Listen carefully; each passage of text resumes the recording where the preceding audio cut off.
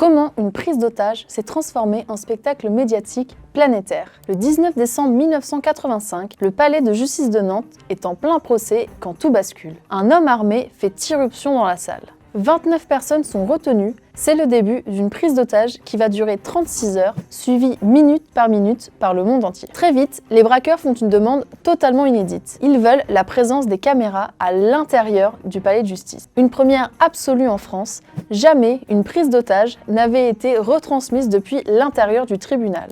Les journalistes de France 3 Nantes, Yves Rétif et Max Cyr, pénètrent à l'intérieur du tribunal. À l'extérieur, le parvis du palais de justice se transforme en champ de guerre médiatique. La presse du monde entier se pousse, se bouscule, se marche dessus pour capter chaque seconde. Après plus de 35 heures de prise d'otage, tout s'accélère. Georges Courtois apparaît sur les marches du tribunal, menotté au président de la cour d'assises, pistolet dans chaque main. Une image qui fait rapidement le tour du monde. Soudain, il lève son arme et tire en direction des journalistes. La panique est instantanée. Les reporters se jettent au sol et une balle finit même sa course dans l'objectif d'une des caméras de la BBC. La tension ne retombe pas. Les gangsters tentent de fuir dans une voiture, mais ils sont rapidement arrêtés par la police. Et là aussi, les journalistes ne ratent rien.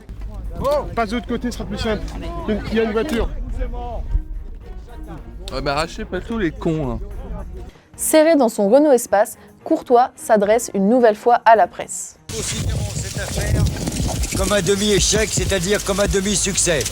L'histoire marque durablement, au point qu'en 2017, Olivier Pighetti réalise un documentaire inédit sur l'affaire. Avec à l'intérieur une scène unique, plus de 30 ans après, Georges Courtois et Robert Broussard, l'ancien commissaire en charge des négociations, se retrouvent face à face dans la même pièce. Ça va? Ça va? Et toi? Ah, je suis content de te revoir, ce juge. Ah oui, ça fait vraiment Ça change au plaisir. point de vue, hein. 40 ans après, les images de cette affaire résonnent encore dans le paysage médiatique, avec une histoire qui a fait le tour du monde.